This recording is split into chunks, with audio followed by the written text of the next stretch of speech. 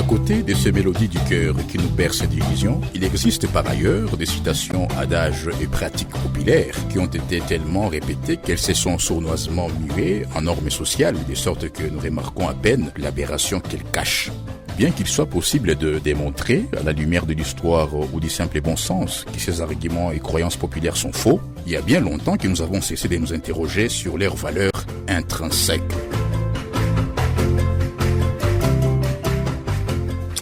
Tika mon cher, yondo kobongisa mboko yo. À Kinshasa, cela sonne presque toujours comme une gifle, mais rien à faire, tu n'y échapperas pas.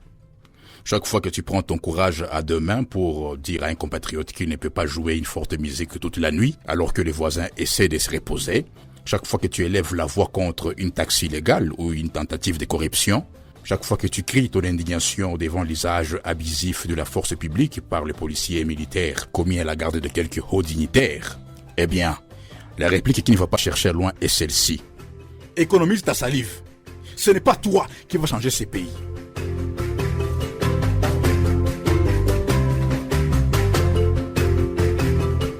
Que répondre à cela? Je n'ai jamais entendu personne trouver une réplique à ça, que ce soit dans un transport en commun ou dans une foule quelconque. La formule sonne comme un argument de bâton. Regarde l'ampleur du problème et regarde-toi. Hé, tu te crois capable, hein? Il y va de soi que tu ne fais pas le poids. Ce n'est pas moi qui changerai ce pays, disent les fonctionnaires véreux pour calmer leur conscience. D'abord, ceci est un mensonge. Lorsque nous faisons ce qui est contraire à l'intérêt de notre pays, nous voulons nous apaiser en arguant que nous sommes trop petits pour changer tout ce qui ne va pas. La vérité est qu'en ce moment-là, nous sommes en train de changer les choses, mais dans le mauvais sens. Admettons au moins qu'il faut une multitude de mauvais comportements pour que tout un système aille mal. Il faut plusieurs maillons pour avoir une chaîne. Et aucun maillon d'une chaîne rouillée n'aurait le droit de prétendre qu'il est trop petit. Ce n'est pas lui qui fragilise l'ensemble. Justement, une chaîne est réputée fragile quand elle peut casser de n'importe où, quand chacun de ses maillons est potentiellement peu résistant. Souvent, j'entends les gens dire « C'est le Congo, mon cher. Que faire ?» Mais à ce moment-là, où est le Congo? Je regarde autour de moi et je ne vois pas le Congo en train de corrompre, de détourner, de se raccorder frauduleusement sur les lignes électriques ou d'arriver en retard à une réunion. Ce que je vois, c'est une personne ou deux en train de poser des actes qui nuisent à la nation et salissent la conscience et la réputation collective du peuple congolais.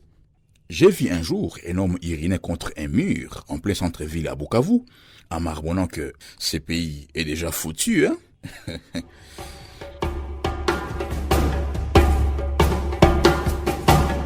En mars 2010, un bus qui nous a pris de Kinshasa à Kenge est tombé en panne vers 1h du matin. On a vu que la surcharge était la cause première de la panne. Les chauffeurs de bus n'avaient aucun équipement pour faire face à une panne sur la route et ils nous voyaient souffrir de soif et de sommeil. Il n'a rien trouvé de mieux à répondre aux passagers mécontents que « c'est ça les Congo ». Assez souvent, les fonctionnaires vers qui nous allons demander de papiers et de services administratifs s'avèrent insaisissables presque constamment. Ils arrivent tard au bureau et repartent bientôt. Puis finissent par vous remettre les documents avec quelques jours ou semaines de retard en demandant souriant. J'ai soif, mon cher compatriote, et tu vois, je me suis investi personnellement dans ton dossier. Hein? Mais quand vous exprimez votre frustration pour tout le temps perdu, ils vous répondent que, bon, c'est ça les Congo, mon cher, hein? Il faut s'adapter. Hey. Cet argument est en fait lâche et mensonger à deux titres. Au premier titre, il avance que les problèmes du Congo est tellement grand. Les mauvaises habitudes sont tellement ancrées et généralisées que cela ne sert à rien de faire exception. L'idée derrière est que si tu ne les fais pas, les autres les feront et tu te seras finalement sacrifié pour rien. Tous ceux qui ont déjà conduit un véhicule dans la ville de Kinshasa ont expérimenté la plus belle illustration de cette fausse croyance populaire. Les embouteillages se forment la plupart des fois à cause de l'empressement égoïste d'un conducteur qui avance sur la bande gauche jusqu'à se retrouver nez à nez avec le véhicule qui vient en sens inverse. En conséquence, une longue file de véhicules est bloquée là devant. Les bouchons se forment. D'autres téméraires prennent des initiatives dans toutes les directions et finalement, on y passe des heures. Les conducteurs entêtés qui avancent sur la mauvaise bande pour aggraver ou créer un bouchon se motivent en disant que s'il ne les fait pas, et notre le fera. Pourtant, s'il ne le fait pas, il représente un problème à moins pour les policiers de circulation routière qui essaient désespérément de démêler tout ça. À un deuxième titre, l'argument qu'un homme seul ne va pas changer les pays est un mensonge.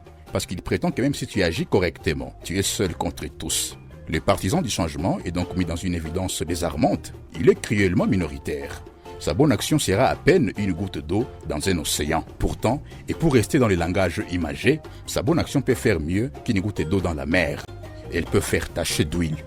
C'est dans un ciel sombre qu'une étoile est visible. Nous oublions souvent cela et nous renonçons souvent à être ces points lumineux qui montrent les chemins dans le noir. À celui qui dit « je ne peux pas seul changer ces pays », je dois avoir le courage de répondre que je veux quand même être le premier qui essaye.